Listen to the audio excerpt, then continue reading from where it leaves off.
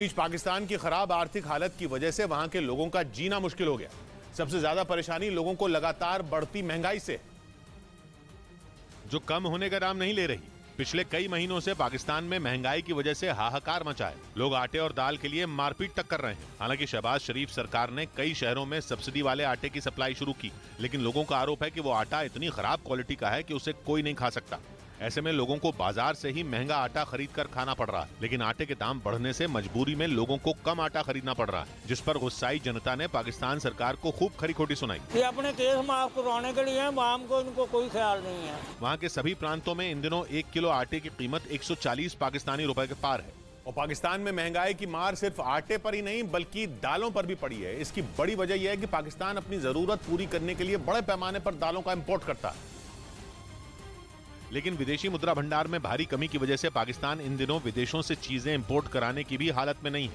यही वजह है कि पाकिस्तान के सभी बाजारों से दाल और दूसरी जरूरत की चीजें गायब होती जा रही हैं। इसके अलावा पेट्रोल और डीजल की बढ़ती कीमतों ने भी वहां के लोगों की जेब जला दी है। महंगाई हर बार हम पे पड़ती है, उन पे क्या हो रहा है। हालांकि पाकिस्तान की हालत सुधारने के लिए शहबाज शरीफ सरकार ने IMF से बेल आउट पैकेज लेने की पूरी कोशिश की थी, लेकिन वहां भी बात नहीं बन सकी।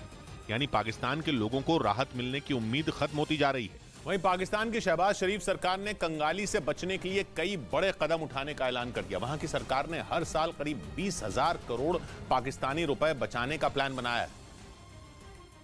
लेकिन इस योजना को पूरा करने में सबसे ज्यादा मार पाकिस्तान के मंत्रियों पर ही पड़ेगी, जिन्हें कई तरह की सरकारी सुविधाएं मिलती हैं। हालांकि अब शहबाज शरीफ सरकार ने ऐलान कर दिया कि मंत्रियों, सलाहकारों और सहायकों को न तो सैलरी मिलेगी और न ही दूसरी सुविधाएं। पाकिस्तान सरकार के मुताबिक अब सभी मंत्रियों को अपनी जेब से बिजली, गैस, पानी के बिल भरने होंगे। ये बड़ा कदम सरकार के बेतहाशा खर्चों में कटौती करने के लिए उठाया गया, ताकि पाकिस्तान सरकार का बोझ कम हो सके। इसके साथ ही सरकार ने साफ कर दिया कि कैबिनेट मंत्रियों से महंगी गाड़ियां भी छीन ली जाएंगी, जिसके बाद उन महंगी गाड़ियों की नीलामी होगी और जो पैसे मिलेंगे वो सरकारी खजाने में जमा किए जाएंगे।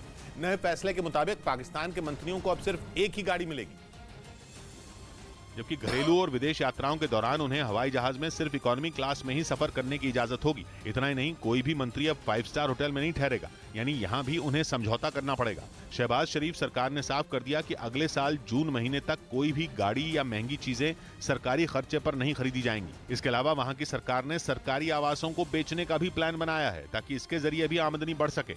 और अब पाकिस्तान में सरकारी बैठकों का दौर खत्म करने की योजना बना रही है। मतलब मंत्रियों और अधिकारियों की बैठक में होने वाले खर्चों पर लगाम लगाने की तैयारी है, जिसके बदले सरकार ने वीडियो कॉन्फ्रेंसिंग पर जोर दिया है। पाकिस्तान की कैबिनेट ने यह फैसला भी लिया कि गर्मी में बिजली बचाने के लिए सरकारी दफ्तरों को सुबह 7:30 बजे ही खोला जाएगा।